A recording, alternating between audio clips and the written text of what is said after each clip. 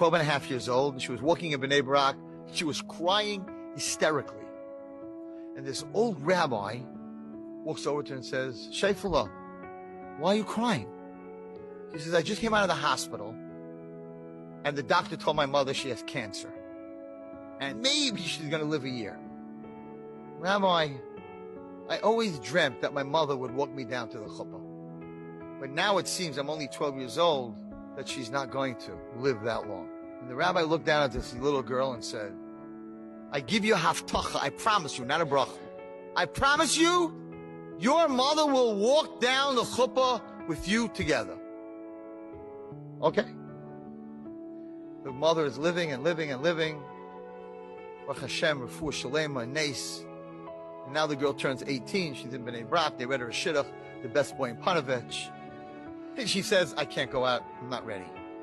Let my younger sister go out. She had 9 siblings. Let my younger sister go out. Okay, all right. Sister goes out. I'm still not ready. Second sister goes out. To make a long story short, 20 years she doesn't date. Her mother is freaking out. Bnei Brak is going crazy. She's a beautiful girl. She's a frum girl. What do you mean you're not dating? Not dating. I don't feel well. I don't know how to be married to a man. I got anxiety. I can't. 20 years later, after everyone's married except her youngest sister, her mother relapses. And her youngest sister says, I am not getting married before you. She was 20 years difference between the two of them. I'm not getting married unless you get married first. And the older girl, who's now 40, says to her younger sister, listen, mommy is very sick. I don't think it's fair if you wait for me. I don't think I'm going to get married. I need you to go out so at least mommy can be by your wedding. So she said, okay, I hear you. She went out, she got married. And now this 41-year-old girl is left by herself. She goes to the shadchan from 21 years before. Is that boy in Panovich that you read me still single? I don't know. I'm not out of the shadchan business for a while, but I'll check it out. She goes to Panovich. Yeah. He went out, this didn't work, that didn't work, all kinds of stuff, broken engagement, nothing, didn't work.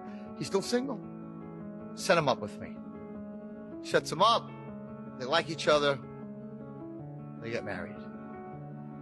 Her mother, who was very, very sick, they wheel down to the chuppah with her, walks her down to the chuppah, Sheva Brachos, 3 days. 3 days after the marriage, in the middle of Sheva Brachos, the mother dies. In the middle of her Sheva Brachos. They're sitting Shiva. And all of them are sitting there, and they're sitting and they're talking, and they're like, you know, it's so good that mommy saw you get married before she died. It's so good that Hashem did that. But you put mommy through 20 years of aggravation. Why didn't you go out? This boy was there for you all the time. She said, sisters and brothers, I never told you the story. But when I was 12 years old, there was an old rabbi that I met, and I was crying because that was the first time mommy was diagnosed with cancer. And he told me that he guaranteed me that mommy would walk down to my chuppah. And I knew if I got married first, she would die and she would not walk down any of your chuppahs. So I wanted to make sure that all of you had her at your weddings. So I waited to be last. Who's the rabbi? She said, the Chazon Ish. It was the Chazon Ish that gave her that bracha.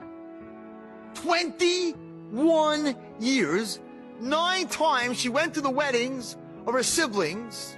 She went through people saying that there's something wrong with her and she's not normal.